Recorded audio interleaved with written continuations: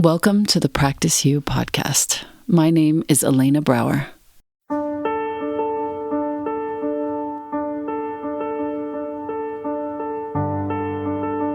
Let's dive into today's conversation regarding life's myriad transitions and how we refine our responses in our relationships, our wellness, our households, our work, and in our practices. You are invited to learn and love and listen with me. Welcome to Practice You.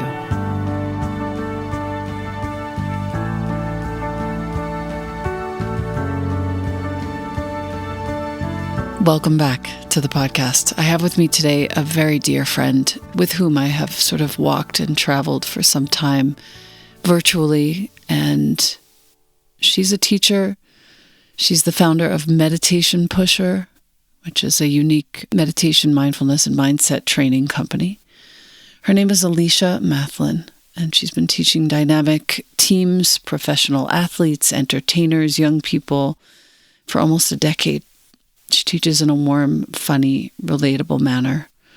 She's also a yoga teacher, holistic nutritionist, and she's the founder of Theine Foundation. Am I pronouncing that correctly? It's Theine Foundation, yeah. Theine. Yes. The spelling, our listener, is Theine, Theine Foundation. And we'll talk about that shortly. Her background is in international business. She's lived in London, Paris, and her favorite food, just in case you're wondering, is a proper pain au chocolat, because you need to know these things. Alicia, it's such a treat to have you here on the podcast. Thank you so much for joining me. Oh, Elena, thank you so much for having me back. I really appreciate our conversations. Yeah, for sure. There's been quite a big change in the recent, let's say, years regarding a health situation that you're navigating. And the impetus for having you here was partially selfish, to see how you're doing and to get a nice long chat with you, and also to see how you are navigating that situation right now and to sort of perhaps be of some benefit to our listener. And then I want to talk about the practice. I want to talk about Theine Foundation, and I think we'll go in a few other directions. Yeah, I like that. Yeah. So I remember the last time we spoke on the podcast, I had all this energy and I was excited about a lot of things. And while I still have that excitement, in the last 2 years, as you said, a lot has changed. In June of 2022, I was diagnosed with stage 4B ovarian cancer. It was found in my bones, my lymphatic system, my ovaries, my stomach, my chest, my neck. And so, immediately I was told by my oncologist that I'd have to dive into chemo right away. I think I met her on the Thursday, and she set me up for chemo on the following Tuesday, because that's the extent to which there was cancer in my body. Mm. It's interesting because I had been the kind of person who always said, if I get cancer, I would never do chemo, and all these things that we say so easily when we're not sitting in the seat. And I didn't even really have a lot of time to process it all. I went through 7 rounds of chemo, so actually 8 now, and I think about it. 4 rounds of chemo, a total abdominal hysterectomy, a partial omentectomy, and then another 3 rounds of chemo. And then I went into remission for about a couple months. Then the cancer came back. I found a large lump in my left breast. And at that time, I was told that I had what they designated as incurable cancer. And the recommendation at that time was to do chemo every week for the rest of my life, just to keep the cancer at bay. I declined that because I knew it wasn't in keeping with what I wanted for myself. And I think that when you are in the hospital and you're talking to doctors and oncologists, their focus is the cancer and not necessarily the whole person. And I knew that the rest of me was a pretty healthy person, and I felt pretty good. And I didn't want to over-medicalize, I don't know if that's a word, my life. I wanted to just live my life, given the diagnosis. A few months later, I found myself in extreme pain and I didn't know why. And I went back to the hospital and they discovered that there was a large collection of tumors growing on the back of my neck. So my cervical spine, and the growths had extended to the nerves on the right side of my neck and was dangerously close to compressing my spine.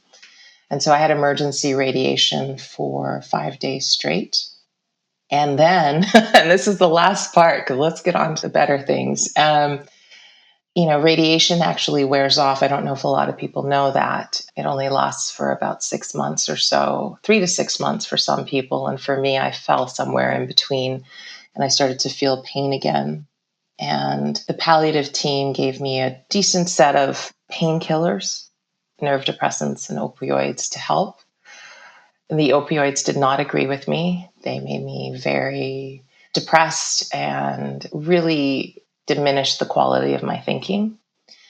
And so I just considered chemotherapy one more time. At this point, it's called palliative chemotherapy. So it's less toxic, but the idea is that it just reduces your pain.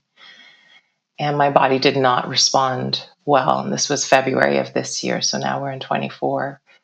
And I was very sick. And I made the decision at that point, once and for all, that I was not going to do chemo any longer. And just, as I keep trying to say, live my life. But actually, this time, yeah.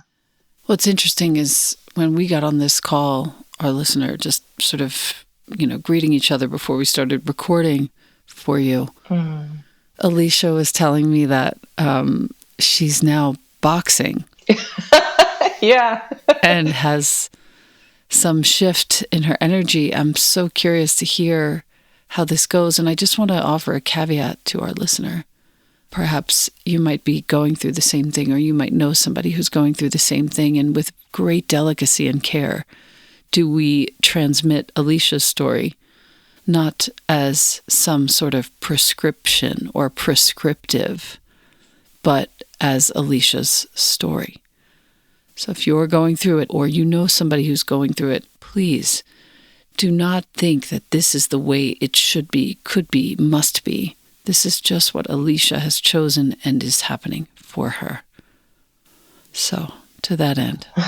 Thank you so much for saying that. I think it's really, really important that we always remind people to check in with the experts at times. So for me, what I realized was that through the process of treatments, I detached from my body. I disconnected. And as a yoga teacher and someone who's been practicing yoga for a long time, and I'm sure you know this, Elena, like being connected to your body is such a game changer for women, especially. To be able to listen to yourself and to know the subtleties of like, oh, like I might be dehydrated, like all those small things that make such a big difference. And the first part of my journey in terms of recovering, and maybe a better word is reclaiming myself, was to try and reestablish that connection to my body.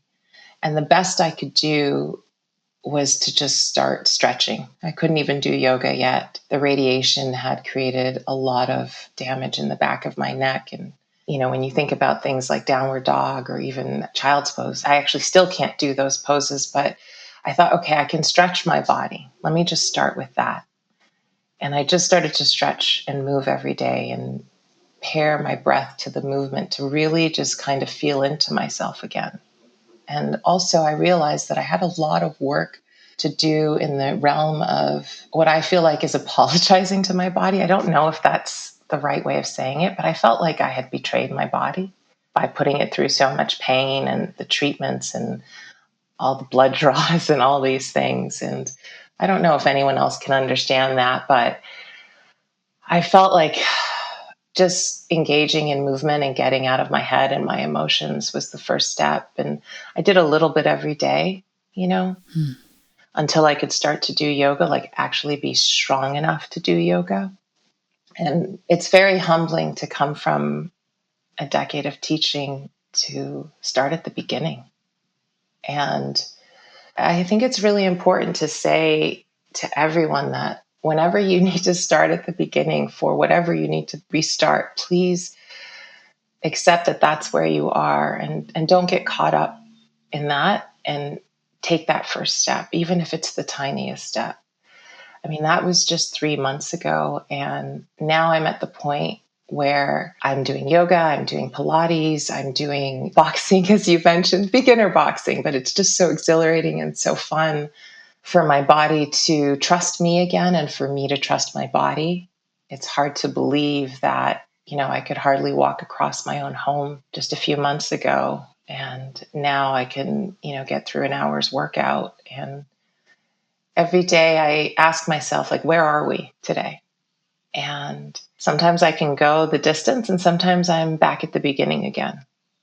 And I know that it's okay, because as long as I am loving myself as hard as I can, I'm doing all right. Yeah. Thank you for that. For our listener, I would love for you to be able to just see Alicia. If you haven't looked already, her website is meditationpusher.com. So you can see who's speaking. She's so beautiful. I know that your family is kind of going through a lot with this, and in a way taking it harder than you seem to be at this moment in time. Can you speak a little bit to that, and how are you navigating that? Sure. In the beginning, I felt an immediate sense of peace when I was given my diagnosis. And when I say peace, I just felt like, if this is my time, that's okay. I didn't have any fear about it. I didn't have any, personal angst. What troubled me immediately, though, is what this would do to the people I love and what it would do to their peace. And what I've noticed is, for the most part, a lot of my family members are keeping it to themselves, their fears and their worries and their sadness. Some family members are not able to withstand the pressure of this moment with me. And I'm learning to navigate that, as challenging as it is.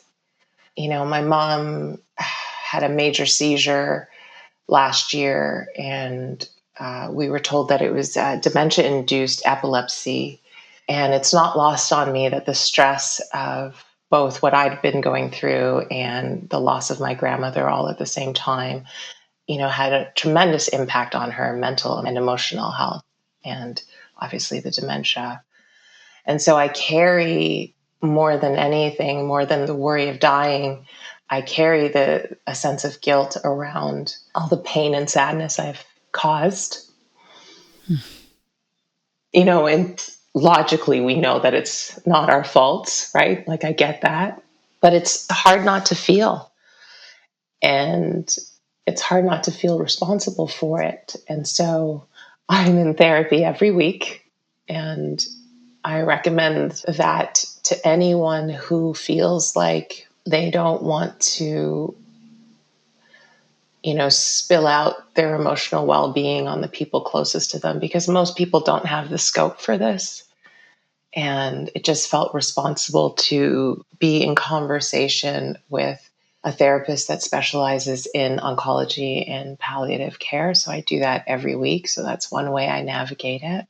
Another way is to just be really honest with my feelings on any given day with myself. There are days where I get up and I'm ready to do everything I got to do and, get out into the world. And then there are days where I'm just immobilized by sadness. And I know that people don't have to have a diagnosis such as mine to feel those things, but certainly giving myself a lot more space and compassion and grace for the spectrum of emotions I have at this time, and not pushing myself to be the model of resilience I've always been. I'm learning so much about the duality of resilience. Yes, it's been great to push myself and to accomplish the things I've accomplished in spite of so many things, but also resilience isn't necessarily the best thing to have going for you right now, because it's taken me a while to just acknowledge that I can't do everything I used to be able to do. And that was my love language. And I'm finding a new language now. And it's hard. It's really hard. Yeah. It's funny, if resilience isn't our love language, what does it become? Such an interesting question. I have kind of the same inquiry on my heart and a few friends who are navigating similar situations to you. And I'm seeing that. It's a really well put. Yeah. Thank you. I've been leaning into softness, It's new for me, I have to admit, and specifically softness with myself. When I got your most recent poetry book, Softening Time, the poetry within it is beautiful, but just the title alone means so much to me right now. I'm bouncing between softening time and stretching time, really. And what I've realized is that I can't do that as a rigid person. I cannot do that as someone who's trying to be strong and resilient, because I actually have to embody that softness so that I can stretch my time and so that I can soften the time that I have with the people in my life, Hmm. Mm. Thank you. Thank you. I'm always appreciative of the language that other people share that helps us move through and give the words to what we're experiencing, right? Yeah. So thank you. Yeah, this is a real blessing. I'm already feeling somehow the ripples of this conversation into time. Yeah. The foundation, Yes. Theine Foundation, I'd love to talk a little bit about that Yeah. and then sort of circle back. Yeah, I appreciate that. So Theine Foundation was something I started with my husband in 2018. And what it really is just an opportunity to fund local organizations that provide meditation, mindfulness, and yoga training to underserved communities. So our hope is to just give people what they need. And when I say that people, I mean like the grassroots organizations that are already doing the work, to keep doing the work and to keep providing these services. Because for me, meditation and mindfulness and yoga changed my life. And I would say that this is the third time it's saved my life. And so I want to be able to let others experience how it might be able to change theirs, or at least give them tools for the more challenging moments in their lives. And specifically, it's dedicated to young people. And we hope to continue to do that. And it's just a quiet, simple thing that I do. We issue a grant once a year. There's not a lot of bells and whistles around it. It's just something that matters oh so much to me. And everything I'm doing now really feels like it will be part of my legacy. And I hope that my legacy feels like generosity and usefulness and compassion. And so that's just one branch of what I hope I leave behind. Yeah. Thank you for asking about that. Yeah, again, selfishly, I ask because at some point, perhaps our listener, I know I would love to start some sort of a foundation where there can be a very specific service that I offer. I haven't determined it yet, but I hear and feel this very deeply. So I'm glad we got to that. Yeah. I think whatever you choose to do will be wonderful. And maybe not advice, but the only thing that I learned in my process of starting the foundation and learning about how to be a responsible and respectful fund holder is just to listen to your heart, as cheesy as that sounds. But it's the heart thing. It's all a heart thing. Yeah. Yeah. Thank you. Yeah. Another part of the work that you're doing is called the practice, capital P. Yeah. For our listener, you would go to meditationpusher.com/the practice, one word. This is your membership community, and it's rooted in friendship, not mentorship. And when I read this sort of refresh on your bio recently, I thought, oh God, that's genius. And I was glad, first of all, that the program that I'm running has actually run its course, and this is our fourth and final year. And I thought, oh my goodness, this is what's true. You write, it is a quiet and elegant place online, created to help you access your peace, activate your power, and unlock your potential on your own terms and in your own time.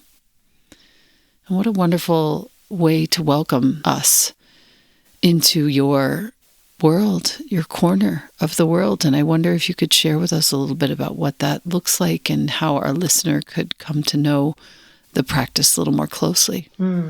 Thank you. I think as I started to look at what my capacity could hold, I realized that teaching in the ways that I had taught before in corporate settings and large groups and things was no longer possible for me.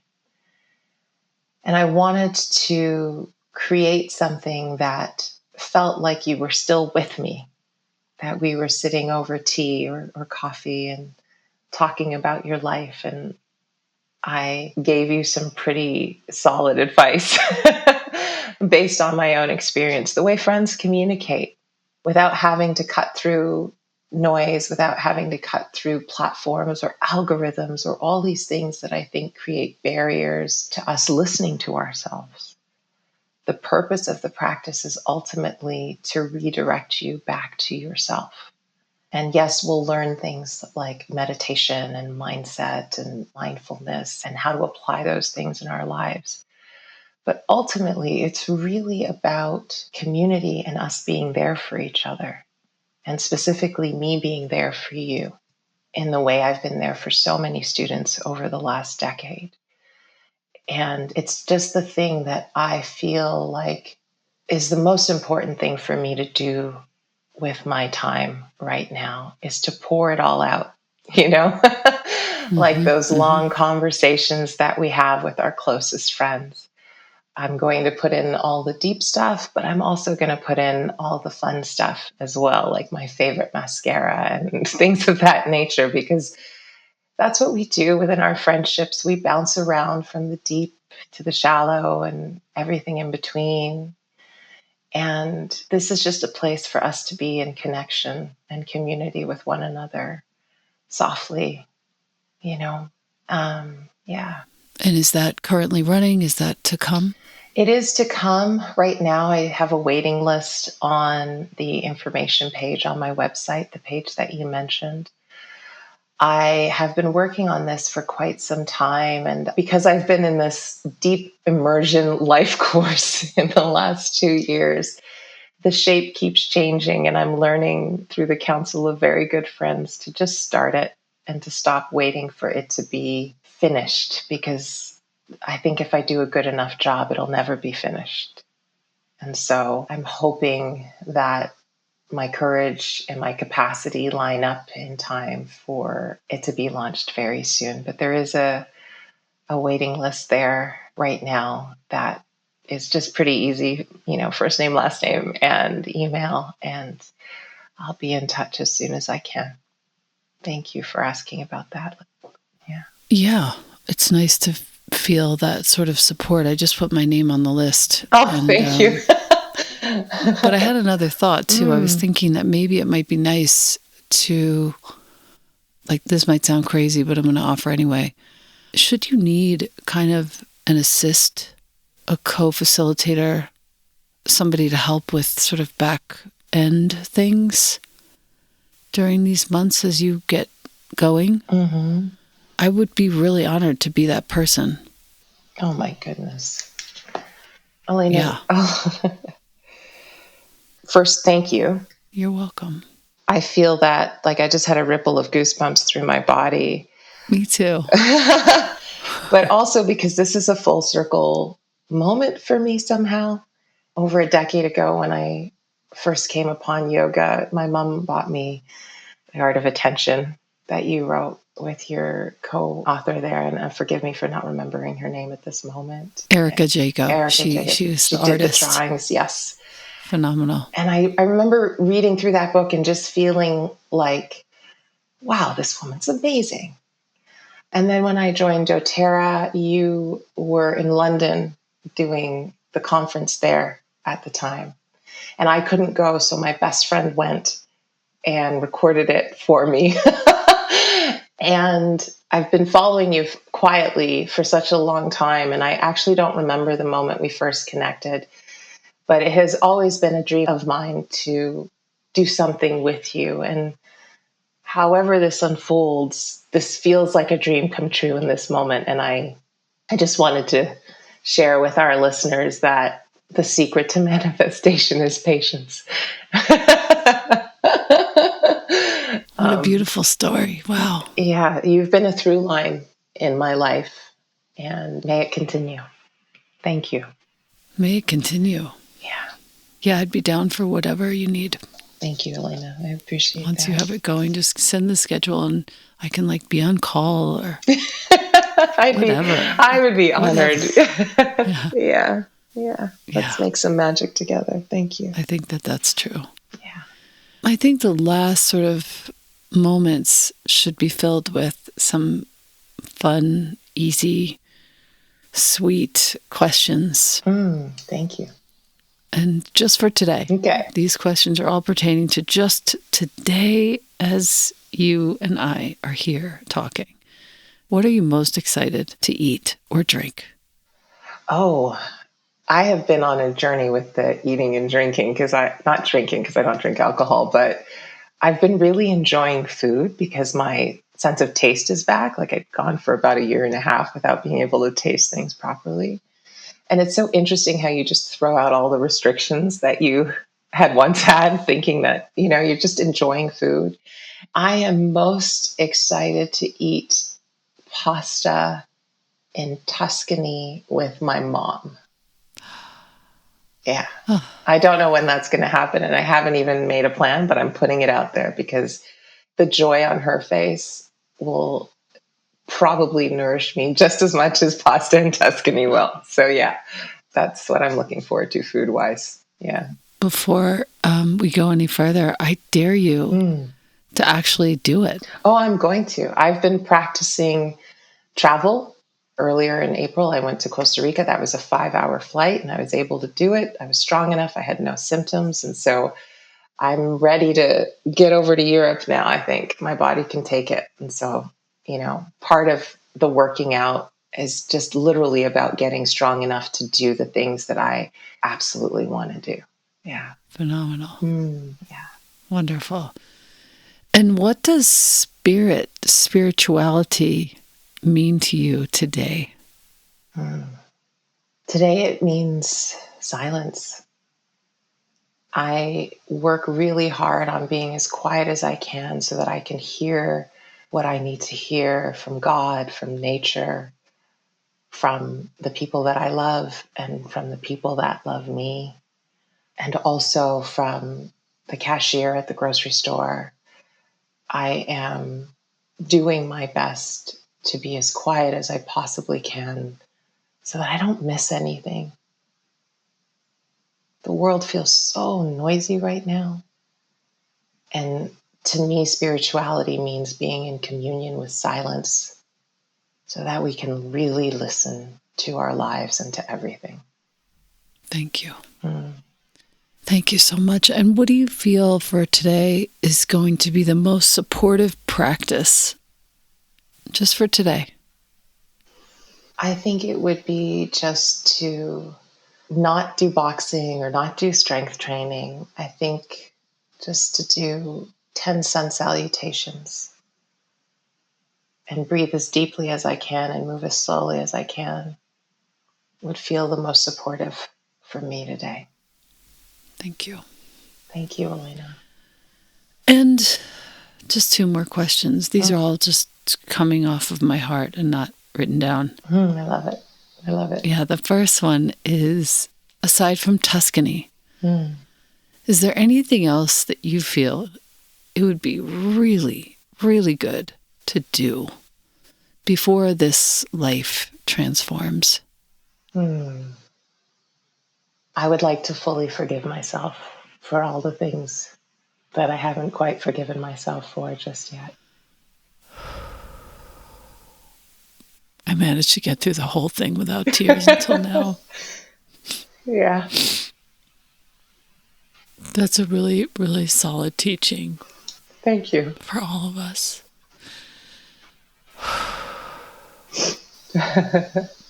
Thank you. Thank you, Elena. I love you. Oh, I love you so much. It was also the last question because the last question was going to be, so if you had to leave a teaching for us here on this podcast for today, What would it be? And you totally covered it. But if there is anything else you'd like to add, I'm all ears. I think just try to be more patient with yourself. That's it. Just try to be a bit more patient with yourself. I think we're just pushed and pulled so much as people, as women specifically, and I'm just learning to be patient with myself. And if I could remind any of us of anything, it would just be to just try and be more patient and gentle with yourself. It's not worth it. Your life can change in an instant. And I just don't want anybody to regret not being their own friend. So that would be it. I cannot thank you enough. I can't thank you enough for inviting me back on to the podcast, Elena, and having this conversation with you. Thank you. What I think I'm most excited about is that we get to do another visit soon for the June mentorship gathering, which feels really good. I'm so honored to be a part of that. And thank you. Meditationpusher.com is where you'll find Alicia's work. Horizontal and some nidra, moving through nature, or sweating is where you'll find your own peace and patience, softening.